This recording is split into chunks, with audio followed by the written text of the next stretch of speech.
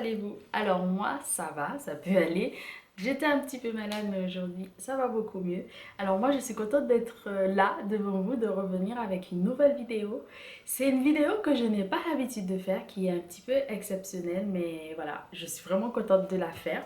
Aujourd'hui, en fait, je vais vous parler d'une personne, d'un ouvrage et d'un prix. Alors, vous l'avez déjà vu, mais je vais vous parler du prix de la langue française 2019, donc de cette année, qui a été donc annoncé mercredi. Et je suis ravie parce que c'est un ouvrage dont je vous ai déjà parlé sur cette chaîne depuis le mois dernier, qui s'appelle donc Mur Méditerranée de Louis-Philippe d'Alembert, qui est juste ici. Alors, donc, qui est Louis-Philippe d'Alembert? Louis-Philippe d'Alembert donc est un écrivain. Il est né le 8 décembre 1962 à Port-au-Prince en Haïti. Donc, il est à la fois poète, il a été journaliste, il est aussi nouvelliste, romancier et essayiste. Donc, il a grandi dans un univers peuplé de femmes et de figures donc dites féminines, donc entouré de femmes. Et son premier roman a été Le crayon du bon Dieu n'a pas de gomme.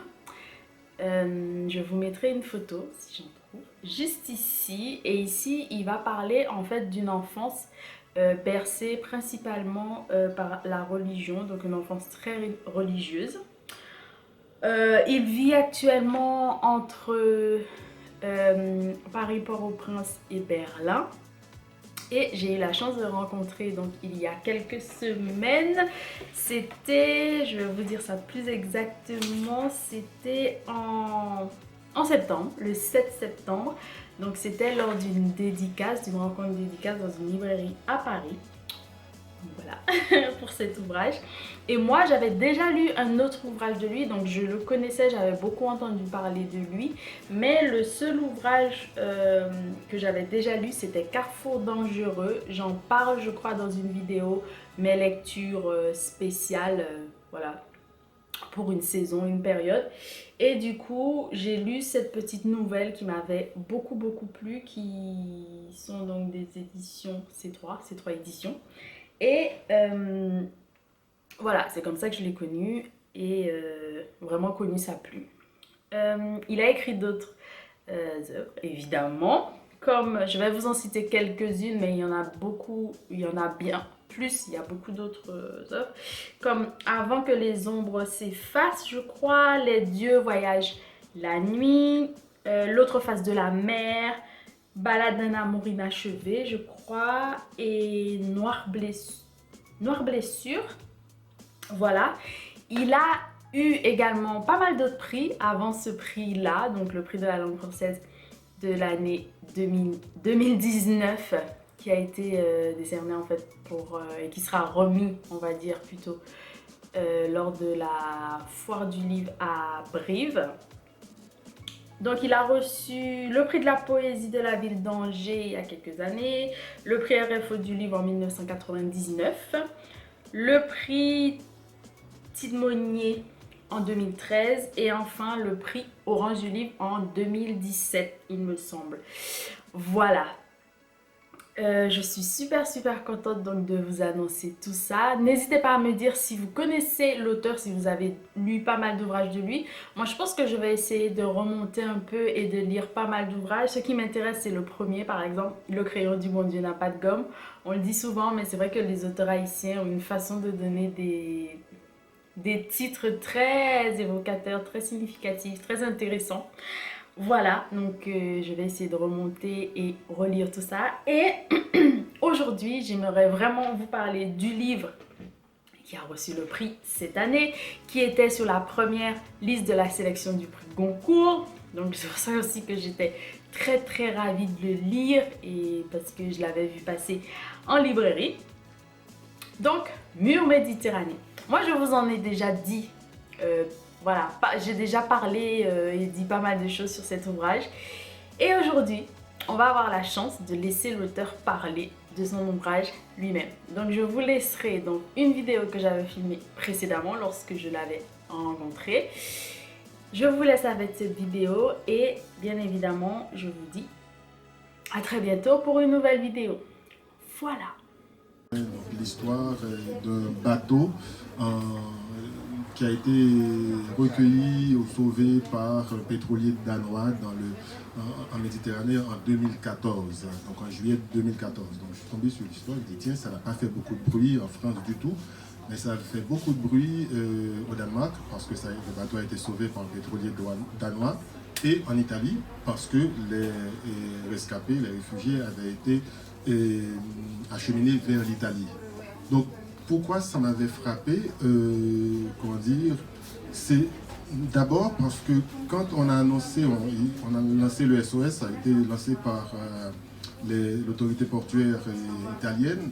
Donc le capitaine danois qui a recueilli le SOS, on lui avait dit qu'à bord du bateau il y avait 800 personnes. Donc à l'arrivée, il va trouver 569 personnes exactement. Donc où étaient passés les autres? C'est la question qu'on se posait. Donc bien sûr, il y a eu quelques-uns qui se sont jetés à l'eau à l'approche du bateau, mais surtout, à l'intérieur du bateau, sur le bateau même, pardon, il y avait un groupe de personnes sur le pont et d'autres dans la cale. Et il se trouve que ça a été assez, j'ai envie de dire, hiérarchisé. Sur le pont, il y avait des gens qui ont payé plus cher, forcément, mais la majorité de ces gens-là étaient des Moyen-Orientaux et des Maghrébins. Et dans la cale, ceux qui ont payé moins cher, et la majorité étaient des Subsahariens et quelques Moyen-Orientaux aussi, mais surtout des Subsahariens. Et pendant la traversée, il y a eu un début de tempête, les gens dans la cale s'asphyxiaient, donc il y en a qui ont commencé à vouloir sortir, et là il y a eu un massacre pour essayer de les faire tenir dans la cale. Donc c'est à partir de là que l'histoire m'est venue à l'esprit, et je me suis dit, bon, par rapport à tout ce que nous connaissons ici, comment trouver un titre? Le titre était très très compliqué à trouver, qui ne soit pas trop long, qui parle aussi à tout le monde. On est parti d'abord sur Blues Méditerranée. Oui, bon, ça n'avait pas marché. Mon éditrice m'avait dit que ça faisait très bar de blues. Bon, il fallait trouver autre chose. Donc je me suis dit, tiens, on va chercher. Et je me rappelle qu'au moment où je faisais des recherches pour le roman précédent, j'étais tombé sur un article qui parlait du Zuidwal, le rempart de la Méditerranée. C'était un ensemble de fortifications, de blockhouse, de bunkers que les nazis avaient établi, avaient construit, si vous voulez, dans le sud de la France, de Cerbère à Menton, pratiquement pour bloquer l'arrivée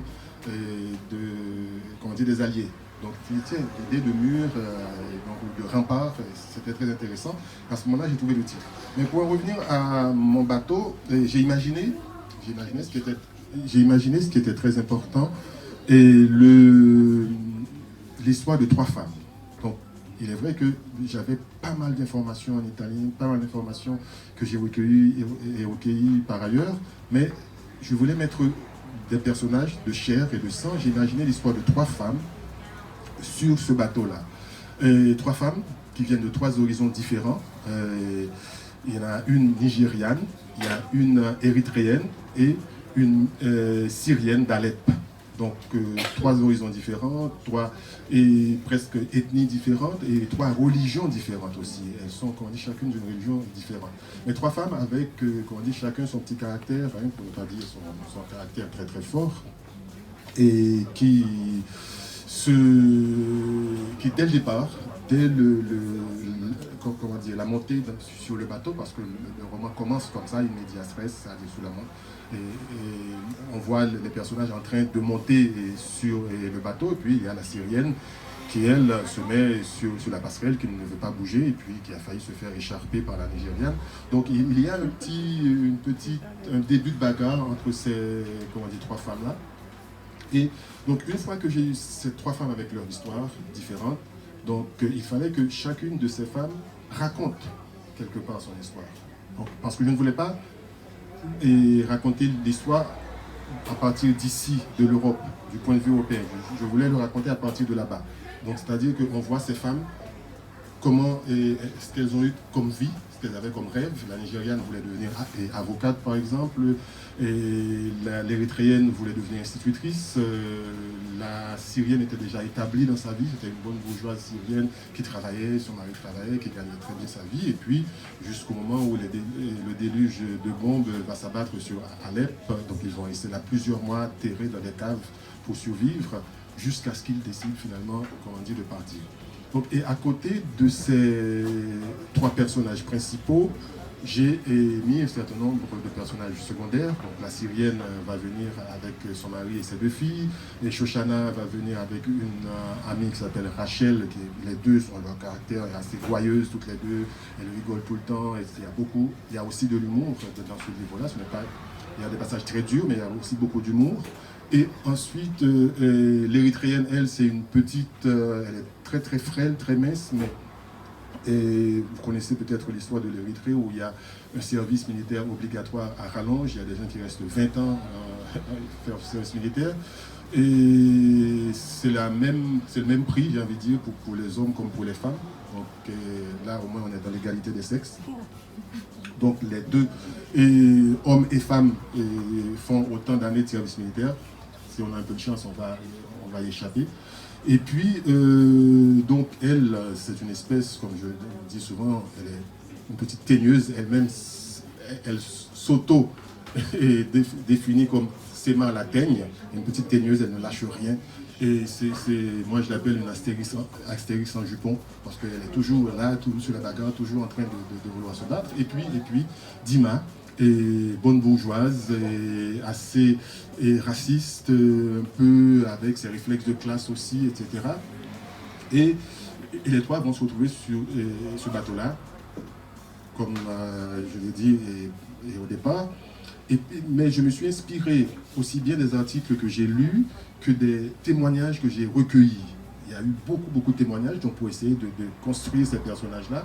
J'ai séjourné un mois à Lampedusa, par exemple, où j'ai pu rencontrer énormément d'associations d'accueil, où j'ai rencontré également des migrants. Et puis, j'ai eu la chance aussi de tomber sur un sociologue italien qui s'appelle Marco Aime, qui lui-même a travaillé depuis des mois sur ce sujet-là et qui a mis des dizaines et des dizaines d'interviews à ma disposition. Donc, c'est pour ça que je disais dans les interviews que ce que je raconte là, mais ça n'a absolument rien à voir avec tout ce que j'ai entendu. C'est-à-dire, j'ai vraiment, presque, j'ai envie de dire, édulcoré un petit peu ce dont j'ai entendu parler. Et puis, donc, à partir de là, j'ai créé, comment dire, ces personnages. Les personnages secondaires, donc, il y en a qui sont des personnages fictifs, d'autres qui sont des personnages réels, qui se trouvaient effectivement sur ce bateau-là. Bien entendu, je me suis gardé de citer leurs noms, mais j'ai gardé les nationalités. Il y avait un Palestinien, un Tunisien par exemple. Et donc j'ai gardé ces nationalités-là. J'ai gardé la description physique parce que ces passeurs qui ont assassiné les autres ont été arrêtés par la suite et en Italie. Donc il y avait leurs photos dans les journaux.